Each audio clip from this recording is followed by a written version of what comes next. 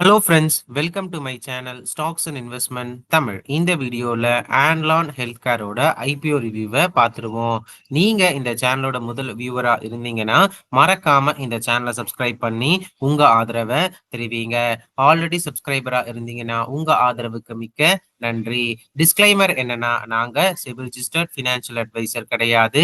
நீங்கள் investment decision எடுக்கிறதுக்கு முன்னாடி ஒரு செபி ரிஜிஸ்டர்ட் ஃபினான்ஷியல் அட்வைசரை மறக்காமல் கன்சல்ட் பண்ணணும். இங்கே நாங்கள் ஒப்பீனியனை தெரிவிக்கிறோம். எஜுகேஷனல் பர்பஸுக்காக இன்வெஸ்ட்மெண்ட் அட்வைஸா நீங்க எடுத்துக்க கூடாது.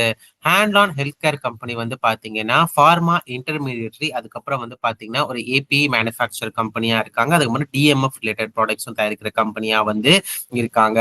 ஸோ இந்த கம்பெனி வந்து பாத்தீங்கன்னா இந்த பெயின் அண்ட் இன்ஃபிளமேஷனுக்கு தேவைப்படுற இந்த லோக்சோ ப்ரோஃபின் சோடியம் டைஹைட்ரேட்டை வந்து பாத்தீங்கன்னா இந்தியால one of the few manufacturers நாங்க தான் சொல்லியிருக்காங்க.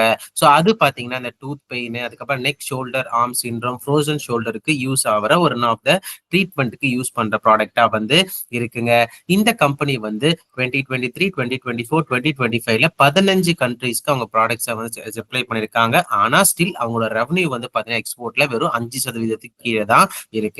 மேக்ஸிமம் இந்த கம்பெனி கான்ட்ரிபியூட் பண்ற ரெவன்யூ ஏரியாஸ் எங்கன்னு சொல்லி பாத்தீங்கன்னா இந்தியாவில மட்டும்தாங்க. 95% மேல ரெவன்யூ வந்து இந்தியாவில வருது.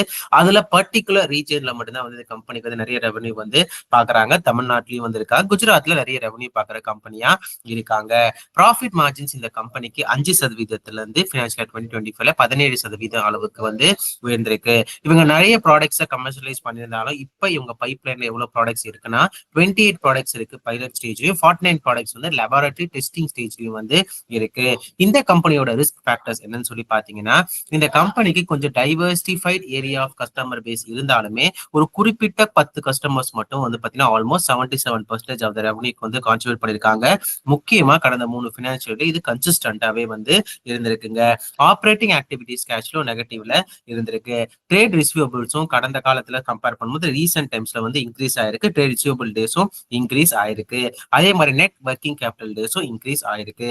இந்த கம்பெனிக்கு இன்னொரு பெரிய தலைவலி என்னன்னு சொல்லி பாத்தீங்கன்னா, low cost API from China வந்து பாத்தீங்கன்னா லோ ப்ரெஷர் பிரைசிங்ல வந்து இந்த கம்பெனியோட மார்ஜின்ஸ் பாதிக்கப்பட வாய்ப்புகள் வந்து இருக்கு. அது மட்டும் இல்லாம டெப்ட் பர் ஈக்விட்டி 0.73 அளவுக்கு வந்து இருந்தாலுமே கொஞ்சம் டெப்ட் மேனேஜ் பண்ற அளவுக்கு இந்த கம்பெனி வந்து கொஞ்சம் சில வழிகளை பாக்குறது நல்லா இருக்கும்னு சொல்லி நான் நினைக்கிறேன்.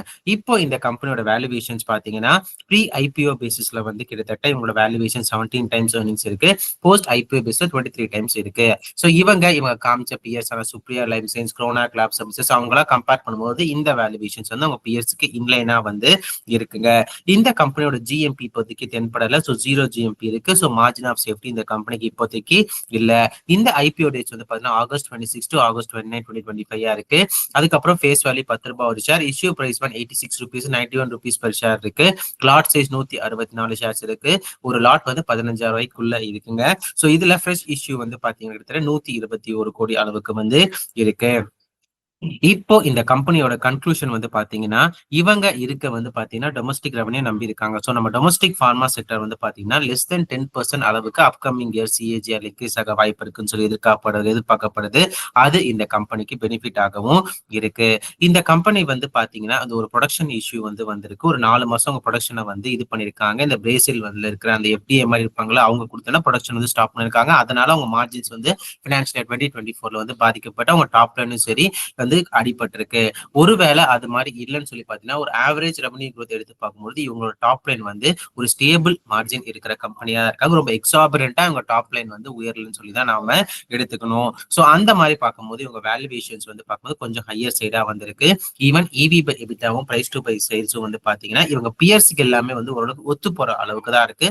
ஸோ இவங்க இன்வெஸ்டர்ஸ்க்கு எதுவும் வந்து டேபிள்ல வைக்கலையோன்னு சொல்லி நமக்கு தென்படுது. அதனால ஒருவேளை ஜிஎம்பியும் வந்து தென்படலையா அப்படின்னு சொல்லி நமக்கு வந்து ஒரு கேள்வியும் வருது.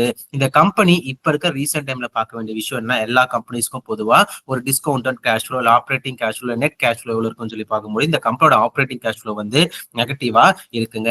ஜிஎம்பியும் 0 அளவுக்கு வந்து இருக்கு. ஒருவேளை ஒரு 10-12% அளவுக்கு லிஸ்டிங் கேஸ் தென்பட்டு இருந்தா வந்து ஸ்டாப் லாஸ் வந்து ஐபிஓ பிரைஸ்ல தேவைப்படும் சொல்லி நான் நினைச்சிருப்பேன். ஆனா இப்போதைக்கு மார்ஜின் ஆஃப் சேஃப்டியும் இல்லாததுனால ஸோ இந்த கம்பெனி வந்து பாத்தீங்கன்னா கொஞ்சம் risk involving IPO. So risk taking இன்வெஸ்டாருக்கு ஒரு நல்ல கன்சிடரேஷனா இருக்கும்னு சொல்லி நான் நினைக்கிறேன். போஸ்ட் ஐபிஓல இந்த கம்பெனி இருக்கிற பிசினஸ் மாடல் வந்து நல்ல பிசினஸ் மாடல் தான், அந்த ஏபிஐ அதெல்லாம் சொல்லிட்டு. ஸோ அப்ப அவங்களோட மார்ஜின் கைடன்ஸ் எப்படி இருக்குன்னு சொல்லி பார்த்து முடிவு எடுக்கிறது வந்து கரெக்டா இருக்கும். இப்போதைக்கு ஹை ரிஸ்க் டேக்கிங் இன்வெஸ்டர்ஸ்க்கு மட்டும் தான் இந்த ஐபிஓ கன்சிடரேஷன் ரேஞ்சில் வந்து இருக்குங்க. ஸோ இதெல்லாமே வந்து பாத்தீங்கன்னா என்னோட பர்சனல் வியூ. நீங்க இந்த மாதிரி ஐபிஓலயோ ஸ்டாக்லயோ இன்வெஸ்ட் பண்றதுக்கு முன்னாடி ஒரு தடவை உங்க ஃபினான்ஷியல் அட்வைசரோ இல்ல செபி ரிஜிஸ்டர் ஃபினான்ஷியல் அட்வைசர் மறக்காம கன்சல்ட் பண்ணீங்கன்னா செபி ரிஜிஸ்டர் ஃபினான்ஷியல் அட்வைசர் வந்து கிடையாது. இந்த வீடியோ உங்களுக்கு பிடிச்சிருந்தா லைக் பண்ணுங்க. ரெகுலர் வீடியோ அப்டேட் பெல்லைக்கான கிளிக் பண்ணுங்க. மறக்காம stocks investment Tamil channel subscribe பண்ணுங்க. தேங்க்ஸ் ஃபார் வாட்சிங் stocks and investment Tamil channel.